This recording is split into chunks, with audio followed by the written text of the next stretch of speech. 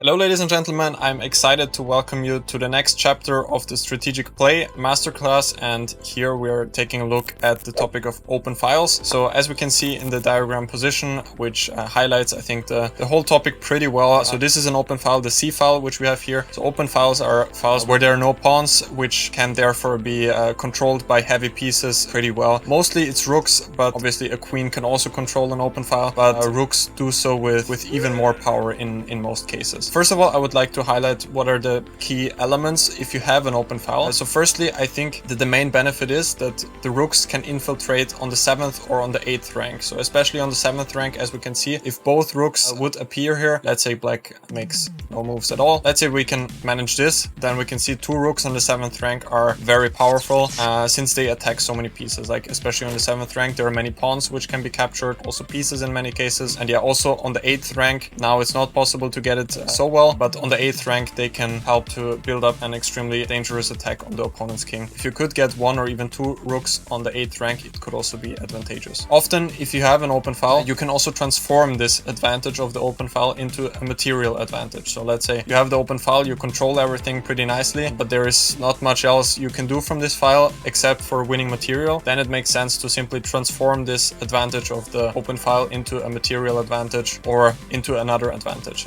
So yeah, these are the key elements of this. Obviously in this position, if black were to exchange all of the rooks, he wouldn't have any problems at all. But I think this is a great example to introduce you to this topic in general. Now, what I want to show you is one game between Capablanca and Vidmar. Capablanca, one of the famous world champions from Cuba. Also Vidmar, one of the strongest player of his era. And let's have a look at this game, which I think highlights the whole topic also pretty well. So this game started out as a pretty standard Queen's Gambit, Bishop e7, one of the ultra classical systems, e3, castle, rook c1, c6, queen c2. And about the opening, I don't want to go into such a big detail, but I think it's worth highlighting that white is waiting to develop the bishop on f1, since if black were to take on c4, which he did in the game, now white can recapture with the bishop in one move. So let's say white were to play bishop d3 here, which is also logical. Now black could take here, and now we lost one tempo with the bishop. So often in these Queen's Gambit positions, we see white making these semi-useful moves like rook c1, queen c2, often also a3, sometimes even h3, simply hoping for black to capture on c4, since also black in most cases won't have that many useful moves. So this was Capablanca's idea, simply waiting with rook c1 and queen c2. And Vidmar here decides to capture on c4, bishop c4, knight d5, aiming to exchange this pair of bishops. Take on e7, queen e7, castle. And here Vidmar played b6, which was already a pretty big mistake. And I'll get the ball to you to maybe pause the video and have a small think here. What would you do as white here? Just to briefly say that instead of b6, knight takes c3 would be a lot better. And after something like queen takes c3 or b takes c3, black could play b6, and the position is roughly balanced. He can play bishop b7, followed by rook c8 and then c5, and with a pretty equal position. But black played b6 first, and now again, one more chance to pause the video. Capablanca played knight takes d5, which was very strong, a very strong transformation of the pawn structure. So black has only two possibilities to take back, either with the e-pawn or with the c-pawn. If he would take with the e-pawn, then bishop d3 would already win a pawn for white. Pawn on c6 and the pawn on h7 are hanging, and so therefore this cannot be done. That's why black took cd5, and now Capablanca played bishop d3, and now we can see white is controlling the c-file, and yeah, black is not in time to put either of his rooks on c8. So for example, if you were to go bishop b7, which he didn't, then queen c7 would already be very unpleasant for black. Here this pin with the knight and the queen, and the bishop is also hanging. This would be fatal. I just want to point out that it's important to take right away on d5, because if white were to play something first, then black would still have the opportunity to take here and then go bishop b7, not allowing us to go into this structure. So Capablanca took at exactly the right time here. The game continued bishop d3, and now he played h6, which was already a mistake, but he was already in quite a big dilemma here. Knight f6 was better according to the engine, but after queen c7, the position is still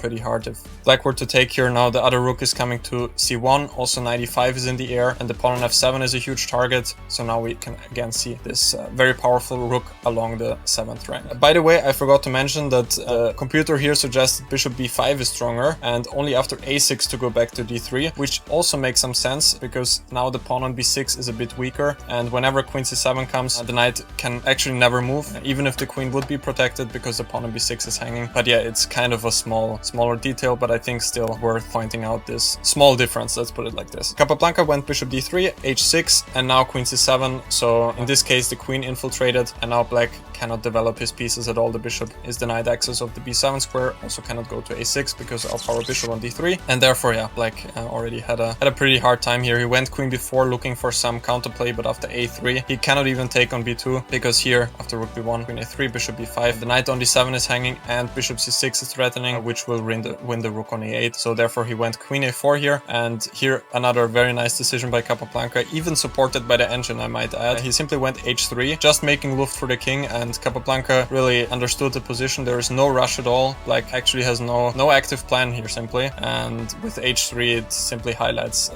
in what a bad situation black already is here. Vidmar went knight f6, and now knight e5 comes, and again we see the pawn on f7 here being a potential target. Bishop d7 happened here, but now bishop c2 simply won the bishop on d7, since after queen b5 there followed a4, queen b2, knight takes d7, and yeah, the game continued rook c8, queen b7, but after knight d7, which happened in the game, there was bishop h7, which was the final blow, and yeah, white won the exchange and therefore the game. So that was the finish. Instead of knight takes d7, there would also be rook b1, which might be a bit stronger. Simply, if the queen were to go to a3, then knight d7 wins the piece, and after queen a2, then first bishop b3, and after queen a3, only to take now here, since if white were to take here now, then the bishop on c2 would be hanging, therefore bishop b3 is a very important intermediate move. So this would have been a bit stronger, but Capablanca still managed to win the game pretty easily. So bishop d7, you could argue this is the fatal mistake, but black already didn't have a lot of resistance to put up here anymore. He could try bishop a6, but now b3 again wins material, since after queen a3, rook a1, here we have the skewer on the queen and the bishop, and if he goes queen f5 first, then knight c6 again forces the queen to take here, and rook a1